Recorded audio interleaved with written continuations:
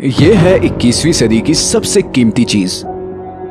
इतनी कीमती कि पैसा, सोना, तेल, ये सब इसके आगे कुछ भी नहीं। और इस चीज को हासिल करने के लिए सारी दुनिया की सुपर पावर कंट्रीज इस वक्त एक रेस में लगे हुए हैं। लेकिन इस रेस का एंड बहुत ही भयानक होने वाला है।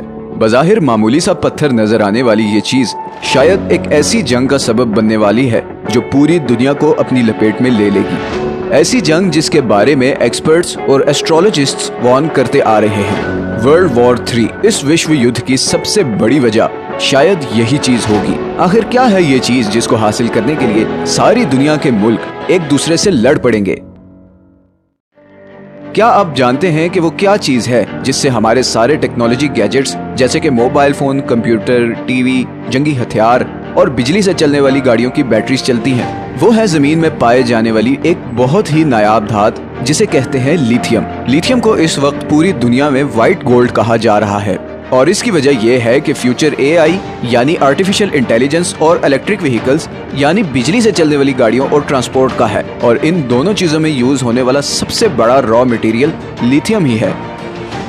अगर हम अमेरिका की बात करें तो इलेक्ट्रिक गाड़ियों की सेल हर साल 40% बढ़ रही है और प्रेसिडेंट बाइडेन ने हाल ही में यह टारगेट दिया है कि 2030 में जितनी भी गाड़ियां अमेरिका में बेची जाएंगी उनमें से 50% इलेक्ट्रिक कार्स होंगी। जैसे जैसे इलेक्ट्रॉनिक्स पर दुनिया का इन्हिसार बढ़ता जा रहा है वैसे वैसे रिचार्जेबल बैटरीज की डिमांड बढ़ती जा रही है और इसके नतीजे में सारे बड़े कंट्रीज के दरमियान लिथियम के रिजर्व्स तलाश करने की दौड़ भी बढ़ती जा रही है। अब यहाँ सवाल ये पैदा होता है कि इस बढ़ती हुई लिथियम डिमांड की वजह से एक वर्ल्ड वॉर कैसे छिड़ सकती है। ये सवाल हमें लिथियम से जुड़े एक फंडामेंटल मसले की तरफ ले जाता है जिसे हम इंग्लिश में कहते हैं स्कार्सिटी, यानी किसी चीज की शदीद कमी होना। हकीकत में लिथियम कोई बहुत रेयर या नायाब धातु नहीं है और जमीन में कई जगहों पे पाया जाता है, लेकिन असल मसला इसको जमीन से निकालना है जो कि इंतहाई मुश्किल और महंगा काम है। इस वक्त दुनिया में सबसे ज्यादा लिथियम के रिजर्व्स ऑस्ट्रेलिया, चिली और बोलिविया के पास हैं। चौथे नंबर पर चाइना आता है। चाइना दुनिया का 80% लिथियम प्रोड्यूस करता है और इलेक्ट्रिक कार्स की बढ़ती हुई डिमांड को पूरा करने के लिए बहुत एक्टिवली दूसरे कंट्रीज में लिथियम रिजर्व बनाने में मगन है, जिसमें अफ्रीका के बहुत से कंट्रीज भी शामिल हैं। इसी तरह चाइना की नजर अफगानिस्तान के लिथियम रिजर्व्स पर भी है और उनको हासिल करने के लिए वो अफगान तालिबान के साथ ऑलरेडी डायलॉग स्टार्ट कर चुका है। 2030 तक चाइना तकरीबन 100 और लिथियम आयन प्लांट्स लगा चुका होगा, जिसका मतलब ये है कि दुनिया की 85% लिथियम बैटरीज चाइना बना रहा होगा। और इस हिसाब से तो चाइना वाकई में 2030 तक दुनिया की सुपर इकोनॉमी बन चुका होगा। अब चाइना इतनी स्ट्रॉन्ग पोजीशन तक कैसे पहुंचा, ये हम किसी और वीडियो में कवर करेंगे। असल सवाल ये है कि क्या अमेरिका, जो कि चाइना का सबसे बड़ा राइवल और मौजूदा दुनिया की सुपर पावर है, इतने आराम से चाइना को वो चीज हासिल करने देगा जिस पे सारी दुनिया का फ्यूचर डिपेंड करता है? इस सवाल के जवाब के लिए हमें जाना पड़ेगा 2001 में। आप में से अक्सर लोगों का ख्याल होगा कि अमेरिका का अफगानिस्तान पे हमले का मकसद शायद तालिबान को खत्म करना था। कुछ लोगों का ये भी ख्याल है कि असल वजह ओपियम हासिल करना था। लेकिन 2010 में अमेरिकन स्टेट डिपार्टमेंट की पब्लिश होने वाली रिपोर्ट कुछ और ही कहती है। इस रिपोर्ट में ये इंकशाफ हुआ है कि अफगानिस्तान में $1 ट्रिलियन के लिथियम रिजर्व्स हैं, जो कि शायद चिली और ऑस्ट्रेलिया के बाद दुनिया में तीसरे सबसे बड़े लिथियम रिजर्व्स हैं।